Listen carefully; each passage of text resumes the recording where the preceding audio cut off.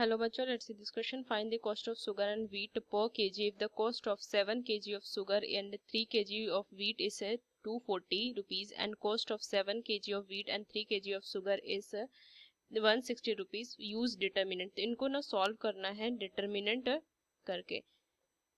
सो की कंसेप्ट मैं लिखूँ यहाँ पे, तो ये जो दिए उनसे इक्वेशंस बनेंगे, 2 इक्वेशंस बनेंगे इन 2 वेरिएबल शुगर और व्हीट, दो अलग अलग चीज़ें. तो इन 2 वेरिएबल जैसे मुझे 2 इक्वेशन उनको डिटर्मिनेंट यूज करके मुझे सॉल्व करना आता है, वो मैं ना सॉल्व करूंगी क्रेमर्स रूल से. सो क्रेमर्स रूल से मैं सॉल्व करूंगी. जैसे कि अगर a1x प्लस में b1y is equal to k1 दिया हुआ हो और a2x प्लस में b2y is equal to k2 दिया हो, तो इनसे एक डिटर्मिनेंट मैं फॉर्म कर लेती हूँ जिसमें x और y के कोफिशिएंट्स आ जाते हैं. जैसे ये a2 और ये b2. अगर मुझे d की वैल्यू 0 आई तो इनकंसिस्टेंट हुआ, मतलब कि इनके सॉल्यूशंस जो है मैं सॉल्व नहीं कर सकती हूँ, इनफाइनाइट सॉल्यूशंस आ जाएंगे.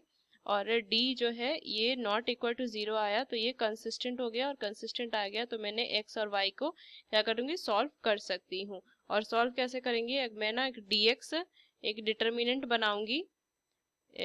जैसे कि यहाँ पे अगर मैं देखूँ तो यहाँ पे k1 k2 आ जाएगा और इधर तो आ जाएगा ये b1 b2. और dy एक मैं अलग डिटर्मिनेंट बना लूंगी, जैसे इसमें आ जाएगा a1 और ये a2 और इधर आ जाएगा k1 k2 इस तरीके से. और अगर मुझे x फाइंड करनी है तो ये dx अपॉन d होता है, और y फाइंड करनी हो तो dy अपॉन d होता है. तो ये प्रोसेस है. तो चलिए इस क्वेश्चन को मैं सॉल्व करूंगी. तो सबसे पहले लिखेंगे क्या, let the cost of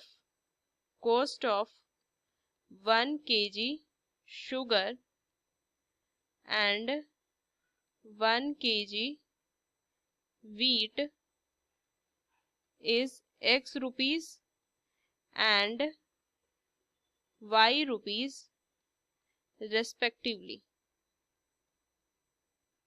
क्या हो जाएगा, एक cost of 1 kg sugar x rupees का है और 1 kg वीट का जो दाम है वो y रुपीज है. तो इनसे इक्वेशंस जो बनेंगे, इक्वेशंस क्या बन जाएंगे, 7 kg शुगर, तो 7 kg शुगर तो कितना हो जाएगा 7x प्लस में 3y 3 kg of wheat, 3y is equal to कितना कॉस्ट है 240 कॉस्ट है. एंड सेम अगर देखूं तो 7 kg ऑफ वीट, तो 7 kg of wheat and 3 kg of sugar, तो 3x प्लस में 7y इज इक्वल टू मैं लिख सकती हूँ 160. दो इक्वेशन बन गए, बस इनको क्या करेंगे, सॉल्व करेंगे क्रेमर्स रूल से. x y के कोफिशिएंट से एक डिटर्मिनेंट बना लूंगी मैं, d इज इक्वल टू कितना आ जाएगा देखेंगे तो 7337. तो इनको डिटर्मिनेंट को मैं सॉल्व करूँ तो 7 इंटू 7 कितना हो जाएगा 49 minus 9. So d is equal to 40. d की वैल्यू आ गई. dx अगर मैं देखूं सो dx एक और डिटर्मिनेंट में बना लूंगी.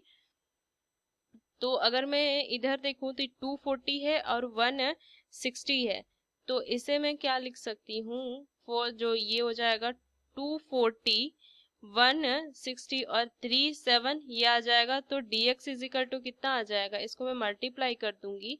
सो लिखेंगे 240 इंटू 7, तो 1680 माइनस में अगर देखूं 160 इंटू 3, तो 480. तो dx इज इक्वल टू कितना आ जाएगा, अगर मैं देखूं तो इसको माइनस कर देंगे ना, तो वैल्यू आ जाएगी 1200. ये 1200 आ गई. dy अगर मैं देखूं तो dy में ये 73 आ जाएगा, 73 240 160. सो dy इज इक्वल टू कितना आ जाएगा, देखूं 160 को ना मैं 7 से मल्टीप्लाई कर दूंगी, तो 1120 माइनस में अगर मैं देखूं तो 240 इंटू 3, सो 720 इसको माइनस कीजिए तो वैल्यू कितनी आ जाएगी 400. सो dy इज इक्वल टू 400 कितने आ जाएगी, ये dx अपॉन में d. सो dx कितनी आई 1200 अपॉन में 40, सो वैल्यू आ जाएगी 30. सो ये 30 आ गई.